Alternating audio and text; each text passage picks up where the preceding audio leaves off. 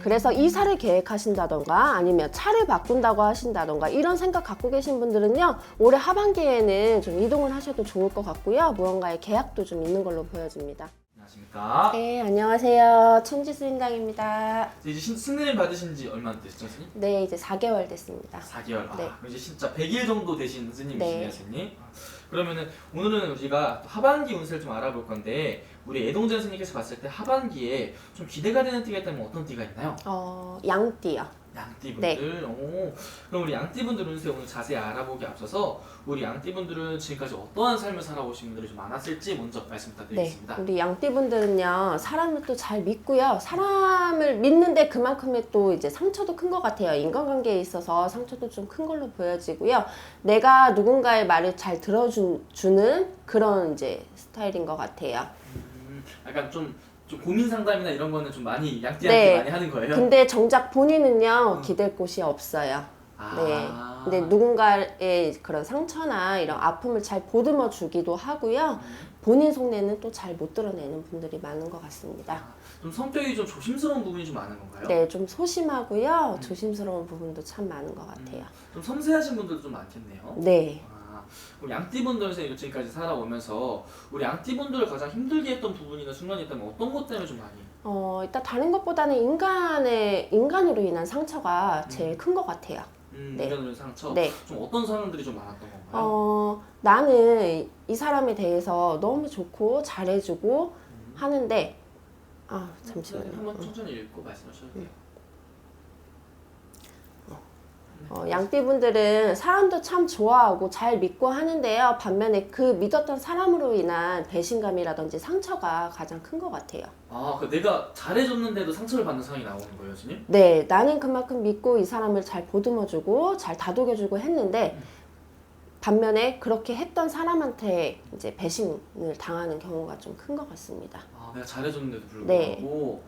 그러면 진짜 인간관계에서 정말 잘못된 상처 되게 많이 주시겠네. 네, 양띠분들 중에서 이제 성격도 되게 순하시고 사람도 잘 믿고 그런데 이제 반면에 그만큼 또 사람으로 인한 상처도 많이 큰 것 같아요. 근데 우리 양띠분들 지금까지 좀 외롭고 또 상처도 많이 받으신 시기도 많았을 것 같은데, 그래도 하반기에 스님 좋은 띠로 뽑으셨잖아요. 네. 우리 양띠분은 하반기 어떤 부분이 좀 기대가 되는지. 일단 양띠분들이요, 문서 운이 좀 들어온 걸로 보여져요. 그래서 이사를 계획하신다던가 아니면 차를 바꾼다고 하신다던가 이런 생각 갖고 계신 분들은요, 올해 하반기에는 좀 이동을 하셔도 좋을 것 같고요. 무언가의 계약도 좀 있는 걸로 보여집니다. 그러면은 원래 문서운이라는 게 꼭 막 뭐 어떤 한 분야의 문서가 아니라 여러 가지 문서가 됐을 네, 거죠? 여러 가지 문서가 들어와 있어요. 이사라든지 뭐 다른 거 차를 바꾸신다든지 이런 문서가 들어와 있기 때문에 올해는 좀 바꾸셔도 이동을 하셔도 좋을 것 같습니다. 그럼 그런 것도 문서가 될 수 있나요? 예를 들면은 뭐 이제 결혼을 한번 갔다 오신 분들한테 결혼 안 하신 분들은 결혼을 하는 것도 하나의 문서로 또. 네, 결혼을 하시는 것도 하나의 문서로 보여집니다. 좋네요.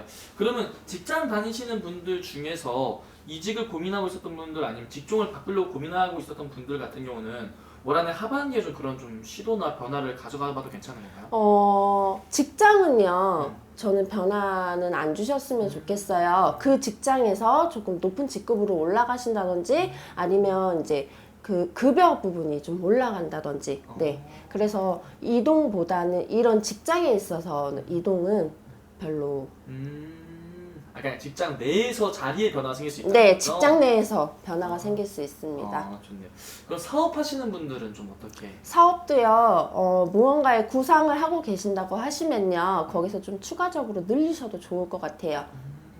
그럼 같은 직종에서 같은 사업을 하는데 예를 들면 확장을 해서 이사를 가는 건 괜찮은 거예요? 확장을 해서 이사를 가시는 건 괜찮습니다. 근데 아예 새로운 직종으로 변동을 하거나 네. 변화하는 건 아니다? 네네. 오케이, 알겠습니다. 그리고 아마 그냥 가정에서 있으신 분들도 많을 것 같은데 가정 살림하시는 우리 주부님들의 운기도 괜찮을까요, 선생님? 네, 괜찮을 것 같습니다. 그리고 이제 주부분들은요, 조금 더 큰 집, 좋은 집 가고 싶어 하시잖아요. 올해는 이사 가셔도 좋다고 하니 저는 조금 좋은 집에서 살림도 예쁘게 잘 하셨으면 좋겠습니다. 좋네요. 그리고 아무래도 가장 많이 궁금해하는 부분이 금전운이지 않을까 싶어요. 네. 양띠분들 하반기에 금전운은 좀 어떻게 보이시는지? 하반기요. 올해 한 10월 정도부터는 좋은 운기가 들어오는 걸로 보여져요. 직장 다니고 계셨던 분들은 직장에서도 조금 직급이 올라간다든지 급여가 올라간다든지 이런 좋은 변화가 있을 걸로 보여집니다. 아, 좋네요.